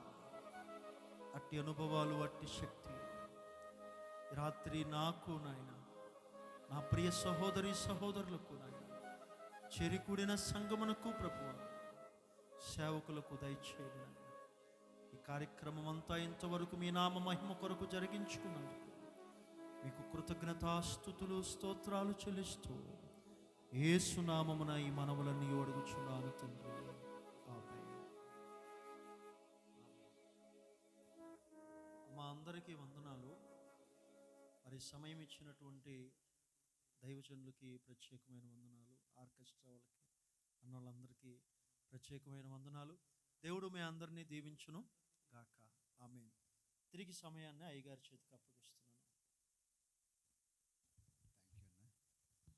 మంచిది. దేవుని యొక్క మహాకృపను బట్టి పరిశుద్ధుడు దేవుడు దైవజనుని క్షేమకరంగా మన మధ్యకు తీసుకొని వచ్చి ఈ రాత్రికాల సమయమున మనకు కావలసిన అమూల్యమైన మాటలను ప్రభు పలికించినాడు. దేవునికి ఎంతైనా మనం కృతజ్ఞులమైన కనుక మన మధ్యకు వచ్చి వాక్యాన్ని అందించిన దైవజనులకి యేసుక్రీస్తు నామములో మా అందరి తరపున వందనాలు తెలియజేస్తాను. మంచిది, అందరం లేచినబడి ఒక పల్లవి పాడుకొని దీవెన తీసుకుందాం. నిలబడదాం అందరం. పరిశుద్ధుడానికి స్తోత్రం. నిజంగా దేవుడు ఎంతో మంచివాడు. మనల్ని ప్రేమించినాడు, మన కుటుంబాలను ప్రేమించినాడు, మన గ్రామాన్ని, పరిసర ప్రాంతాలను, మన గ్రామములను, పట్టణములను ప్రభు ప్రేమిస్తూ ఉన్నాడు. ఈ రాత్రికాల సమయమున ఆయన సన్నిధిలో మనం ఉండటం అన్నది చాలా చాలా ధన్యకరం. ప్రభు మమ్మల్ని ప్రేరేపించి క్రీస్తు యేసుని స్వరమనే ఛానల్లో నుండి ప్రభు కృప చూపుతా ఉన్నాడు. అంతేకాకుండా క్రీస్తు యేసుని ఆశీర్వాద సభలను జరిగించుటకు ప్రభువే కృప చూపినాడు. ఘనతగా సమస్త ఘనత, మహిమ, ప్రభావములు ఆయనకే చెల్లును గాక. ఆమేన్. ప్రభునకు నిండారుగా స్తోత్రం చెల్లిద్దాం. హల్లెలూయా, హల్లెలూయా. స్తోత్రం, స్తోత్రం, స్తోత్రం, స్తోత్రం, స్తోత్రం, స్తోత్రం, స్తోత్రం, స్తోత్రం. పాడేద హల్లెలూయా మరణాదా హల్లెలూయా పాడేద హల్లెలూయా మరణాదా హల్లెలూయా సదా పాడేద హల్లెలూయా ప్రభు యేసుకు హల్లెలూయా సదా పాడేద హల్లెలూయా ప్రభు యేసుకు హల్లెలూయా స్తోత్రం చెల్లింతుము స్తుతి స్తోత్రం చెల్లింతుము యేసునాథుని మేలులు తలచి యేసునాథుని మేలులు తలచి స్తోత్రం చెల్లింతుము స్తుతి స్తోత్రం చెల్లింతుము. ప్రభువుకు స్తోత్రం చెల్లిద్దాం. హల్లెలూయా హల్లెలూయా స్తోత్రం స్తోత్రం స్తోత్రం స్తోత్రం. రెండు దినములను ఈ ఆశీర్వాద సభలను ప్రభు ఆయన నామ ఘనత కొరకు జరిగించిన ఆయన గొప్ప ప్రేమను బట్టి ప్రభువుకు స్తోత్రం చెల్లిద్దాం. హల్లెలూయా స్తోత్రం స్తోత్రం స్తోత్రం స్తోత్రం స్తోత్రం. ప్రభు మంచి వాతావరణం ఇచ్చి కరెంట్ ఇచ్చి సౌండ్ సిస్టమ్ ఇచ్చి వాయిద్య పరికరాలను వారి బృందమును అనుగ్రహింపచేసి అలాగే దైవజనుడు మన మధ్యకు నడిపించి బలపరిచి వాడుకొని మన జీవితాల్లో గొప్ప కార్యాలు చేసినందుకును అలాగే ప్రతి అవసరత ప్రభు తీర్చినందుకును కష్టపడి పని చేయటానికి ప్రార్థించడానికి గుప్పులిప్పడానికి ప్రభు చూపిన కృప కొరకాయ ప్రభువుకు స్తోత్రం చెల్లిద్దాం. హల్లెలూయా స్తోత్రం స్తోత్రం స్తోత్రం స్తోత్రం స్తోత్రం స్తోత్రం స్తోత్రం స్తోత్రం. ప్రభు చేసిన గొప్ప కార్యములన్నిటిని బట్టి మనల్ని మన కుటుంబాలని ప్రభు దర్శించిన విధానాన్ని బట్టి ప్రభువుకు స్తోత్రం చెల్లిద్దాం. స్తోత్రం స్తోత్రం స్తోత్రం స్తోత్రం స్తోత్రం స్తోత్రం. గట్టిగా చప్పట్లు ప్రభు నామని కనపరుద్దాం. హల్లెలూయా హల్లెలూయా స్తోత్రం స్తోత్రం స్తోత్రం స్తోత్రం స్తోత్రం స్తోత్రం.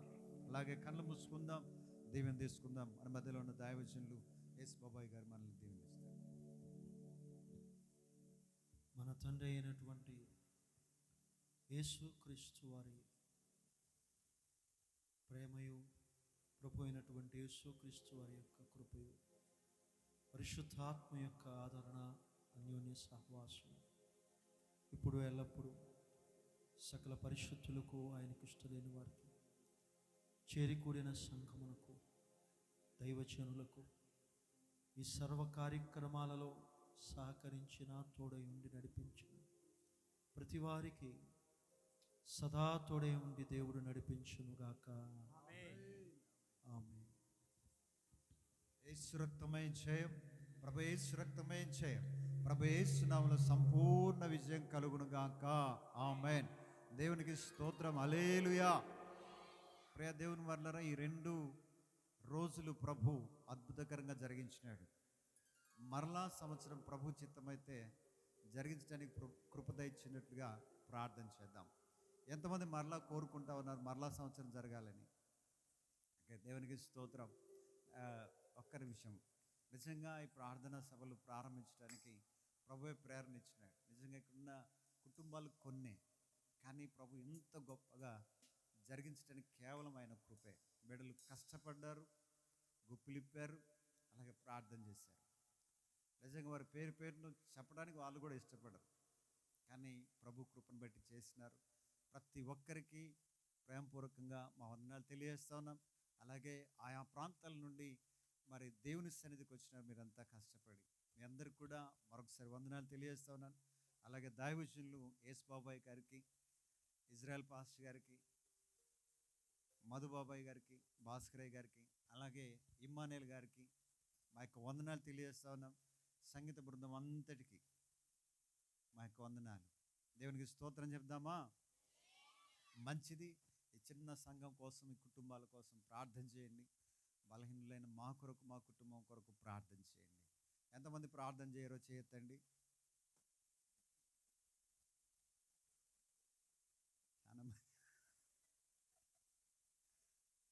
అంత కోపం వచ్చింది అయ్యా మా మీద. అన్న కూడా టయానికి ముగించినాడు, మేము కూడా టయానికి ముగించినాము. ఓకే, మా కోసం ప్రార్థన చేయండి చాలు. అందరికి కూడా వందనాలు. భోజనాలు సిద్ధపరచబడ్డాయి. ప్రియబిడ్డలు బాగా కష్టపడ్డారు. భోజనాలు ఇస్తారు, ఖచ్చితంగా మీరు భోజనం చేసి వెళ్ళండి. దైవ సేవకులకు ఇక్కడే ఏర్పాటు చేయండి. ఆ పనిని మిగతా వాళ్ళు కొనసాగించండి. ఎట్లా బఫే సిస్టమా లేదంటే కూర్చోవడమా? ఓకే, కూర్చోండి. అలాగే ఆ భోజనాల దగ్గరికి మామిలపల్లి నుండి వచ్చిన ఇమ్మానుయేలును తీసుకుని వెళ్ళి ప్రార్థన చేయించండి. ఓకే, మంచిది. ప్రార్థన వస్తుండల్లో అయ్యగారు ఉన్నారు, ప్రార్థన చేయించుకోండి. దేవునికి